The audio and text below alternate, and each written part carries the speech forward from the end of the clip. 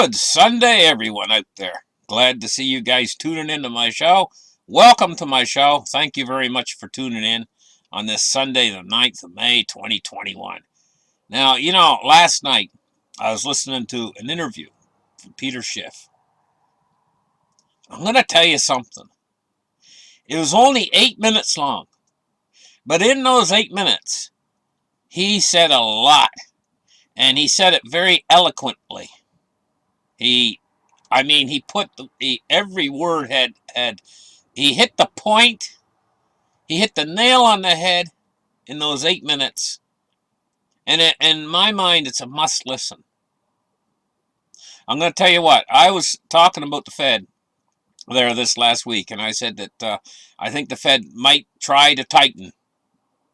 And I still think that they might. We're going to have to wait and see. But Peter doesn't think that they're going to tighten in time.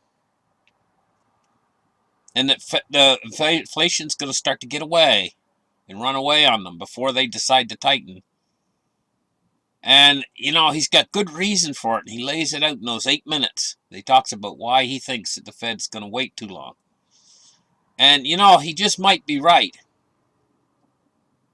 And, I've laid out a thing where I talked about how I think in the next few months, in the next probably 3 to 6 months, the Fed might try a tightening in a small way to try to slow down the inflation wave, the wave of inflation. Actually, it's a tidal wave of inflation that they actually see coming.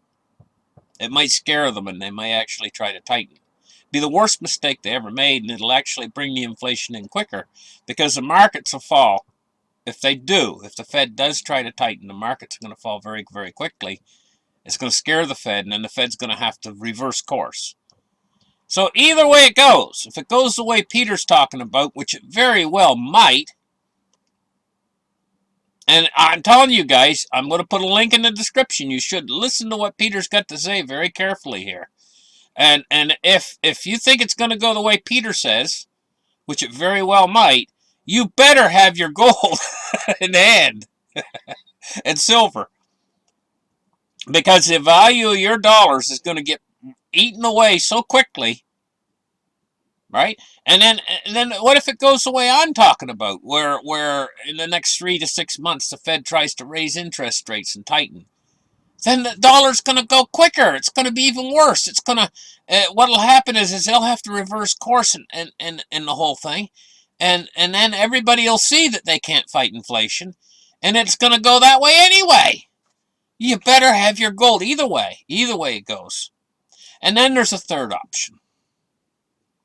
Saying, Glenn, what's the third option? Well, third option's kind of remote in a way, but it very well could happen. I'm going to talk about it right now, and it's very interesting. You guys want to listen to what I got to say right now. There's no way out. The Fed is headed toward a hyperinflation. The Fed's trapped right now. You guys all know this. But guess what? There's a loophole in all this. The United States government claims that they have, I think it's like 8,000 tons of gold. A lot of gold anyway, tons and tons and tons of gold. It's in question whether they really have that or not. Who knows? Personally, my own opinion, I think it's all smoke and mirrors. I don't think they actually have it. But it's in paper.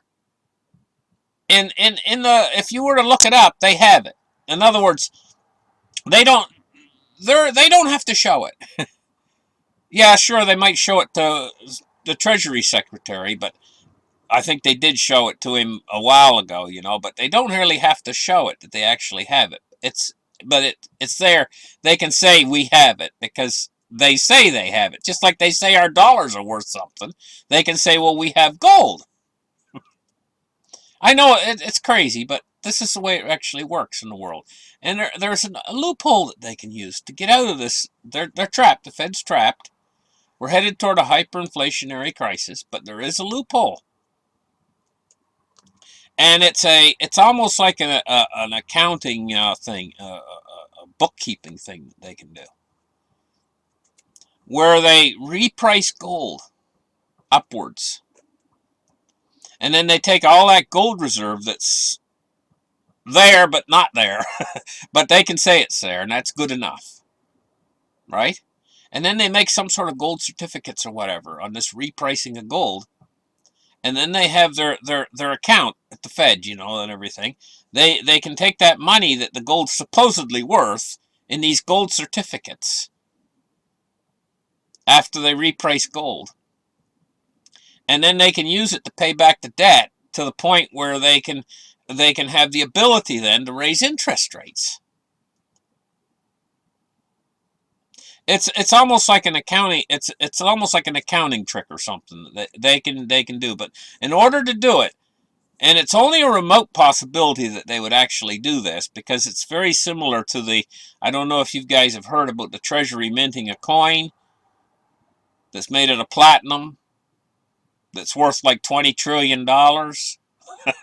That's another trick that they can pull, but this is a trick where they could actually be a little bit more legitimate in the fact that they use the gold that they have in reserve, and then they reprice it, and then they use that amount that it's supposedly worth in order to pay back the debt enough so that they can actually raise interest rates high enough to actually really fight inflation in a meaningful way.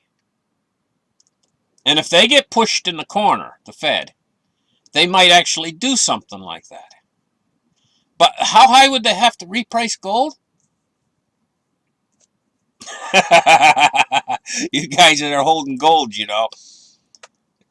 they've done. Listen, this is not impossible that they do this. They've repriced gold before.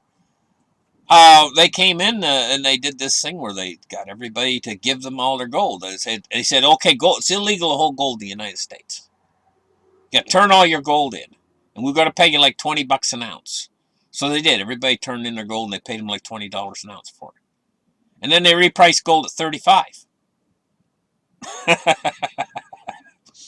They can pull these tricks when they get pushed into the corner. So even though it's only a remote possibility that they might reprice gold in order to make some sort of an accounting trick, well, it's not really a trick, but these certificates or whatever, and then they turn the certificates over into the general account or whatever.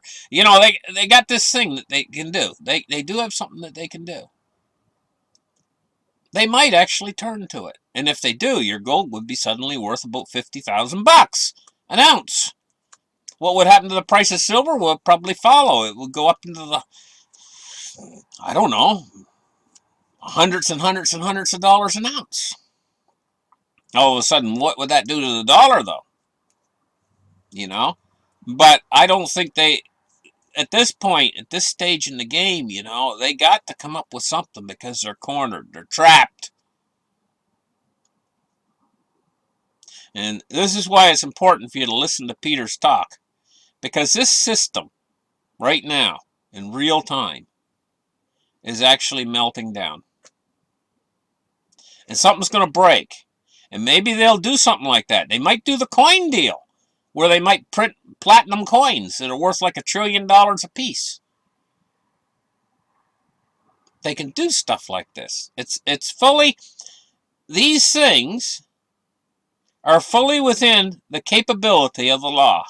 In other words, they wouldn't be breaking the law or anything like that. They would be following the law and doing it according to the books. So they do have ways out. For these guys out there who say, well, the Fed's trapped, the Fed's got no more ammunition, they can't do this and they can't do that. Never underestimate the power of the Fed and what they can actually do. Especially when they get cornered. And you think they're trapped. You think they can't find a way out. That's when they will find a way out.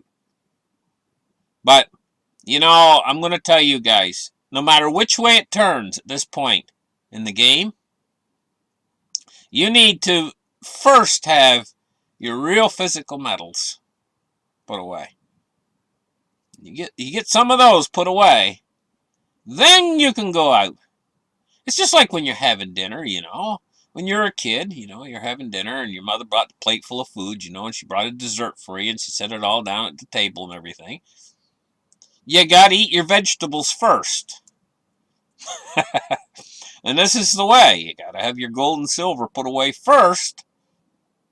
then you can go out and dabble in cryptocurrencies, dabble in the market, and do whatever you want. But I'd recommend, if you're going to mess with cryptocurrencies, and you've never messed with it before, or some of you guys out there have never had a cryptocurrency, don't even know how it functions or anything, start small. Start with like maybe 20 bucks or something, buy $20 worth of Bitcoin and send it around a little bit. Learn how it functions. Learn how to install your wallet. Learn how it works. What I'm saying is to learn how it works first before you go out and spend 20,000.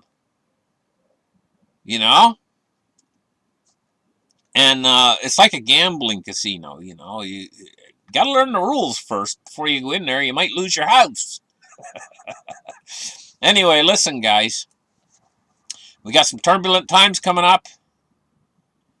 We're headed toward some sort of a crisis. The Fed might find some way of snookering out to make this last longer, to drag it out.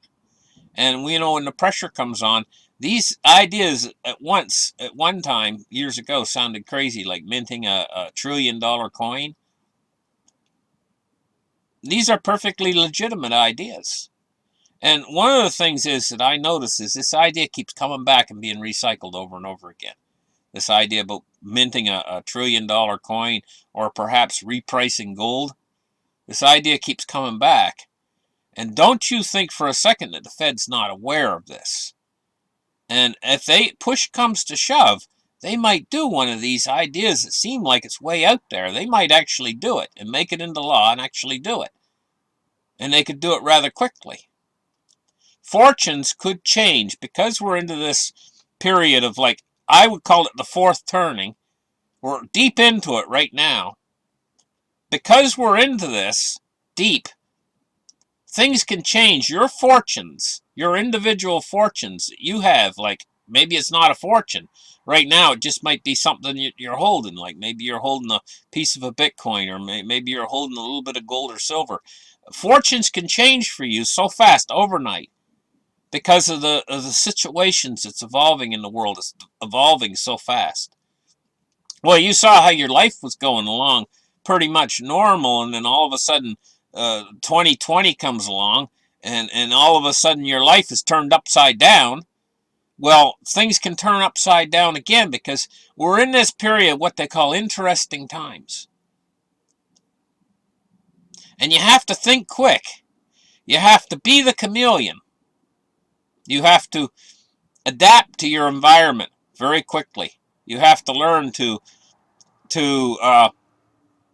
it's like when you're tubing, on a river or on a lake, you go down a river. You ever went down a river tubing? There's big rocks in the river.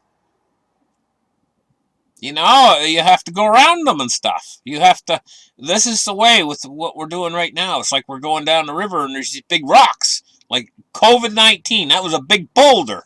And most people went smacked right into the darn thing, and some people went around it and try to go around it. And what you got to try to do is you got to try to be able to weave in and out, kind of like when you're driving down the highway, weaving in and out of traffic, You got to be able to adapt in these strange situations that we're facing right now, in strange times. I hope you liked that interview with Peter Schiff. I'm going to tell you guys what. Nobody could have said it better. And he might be right on the mark of what's going to happen with that.